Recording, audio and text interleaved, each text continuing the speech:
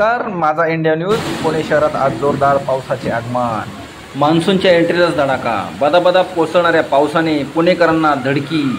34 वर्षाचा रेकॉर्ड मोडला.